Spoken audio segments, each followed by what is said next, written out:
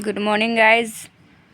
मेरा सेमेस्टर 2 का exam start होने वाला है, जो कि 14 मई से अब 16 मई हो गया है।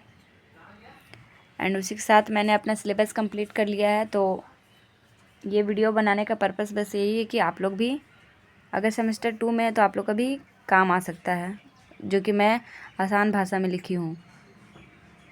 तो आज मेरा कम्युनिकेशन स्किल्स का सिलेबस कवर होने वाला है। तो देख लीजिएगा, सिलेबस वाइज पूरा टॉपिक के आधार पे सारे क्वेश्चन हैं। अरे हाथ से ही कैमरा पकड़ी हूँ इसलिए हिल रहा है, बट आप लोगों को दिख रहा है ना, ताकि अगर लिखना हो तो लिख सकते हो। मैं स्क्रीन पे ही देख के पढ़ रही हूँ, क्योंकि दोनों हाथ से मोबाइल पकड़ी हुई, एक हाथ से पकड़ूंगी और ऐसे एक हाथ से पढ़ूंगी तो फिर गड़बड़ा जाती हूँ, कि मतलब फिर मुंडी नीचे करके फिर कैमरा के नीचे होके देखना पड़ता है, इससे गड़बड़ हो जाता है। तो चलिए शुरू करते हैं। संचार क्या है? उत्तर: संचार का मतलब है किसी भी व्यक्ति के विचार, भावनाएं और जानकारियां एक दूसरे तक पहुंचाना।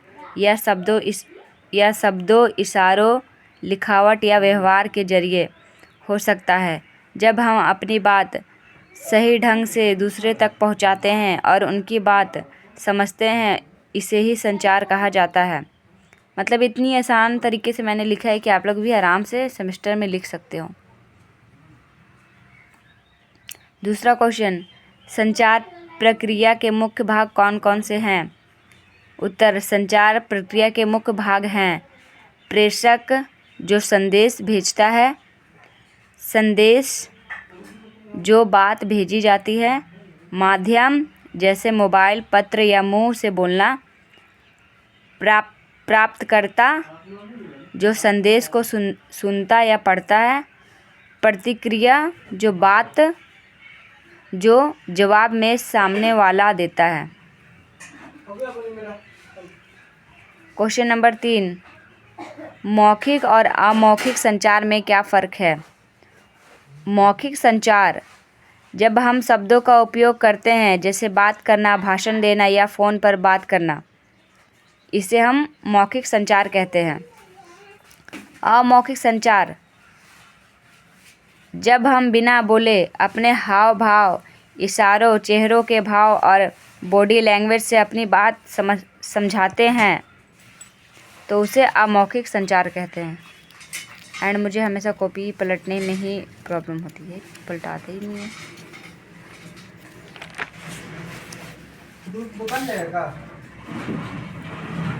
क्वेश्चन नंबर 4: प्रभावशाली लेखन के सिद्धांत क्या है? भाषा सरल और स्पष्ट होनी चाहिए, विषय से भटकाव नहीं होना चाहिए, सही व्याकरण और विराम चिन्हों का प्रयोग करना चाहिए, एक एक बात को क्रमबद्ध और सटीक तरीके से लिखना चाहिए। क्वेश्चन नंबर 5: सकारात्मक संबंध बनाने के तरीके क्या हैं? ईमानदारी और भरोसे के साथ बात करना, सामने वाले की बातें ध्यान से सुनना, विनम्र और आदर के साथ व्यवहार करना, छोटी छोटी गलतियों को माफ़ करना। Question number 6: public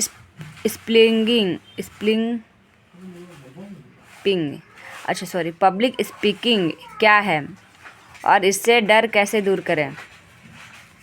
public speaking का मतलब है कई लोगों के सामने आत्मविश्वास से बोलना। इससे डर को दूर करने के लिए ये सब निम्न है। पहले से तैयारी करें, अभ्यास करें और शीशे के सामने बोलें। गहरी सांस लें और शांत रहें। धीरे धीरे बोलें और आंखें डालकर बात करें। क्वेश्चन नंबर 7: अंतर संस्कृति संचार क्या है? उत्तर: जब दो अलग अलग भाषा, संस्कृति या देश के लोग आपस में संचार करते हैं तो उसे अंतर संस्कृति संचार कहते हैं। इसमें संस्कृति फ़र्क को समझना और आदर देना जरूरी होता है। सोशल मीडिया पर संचार के क्या नियम होने चाहिए? सोच समझकर पोस्ट करें, गलत भाषा या अपमानजनक शब्दों से बचें, दूसरों की भावनाओं का सम्मान करें, सही और भरोसेमंद जानकारी ही साझा करें। ईमेल लिखते समय किन बातों का ध्यान रखें?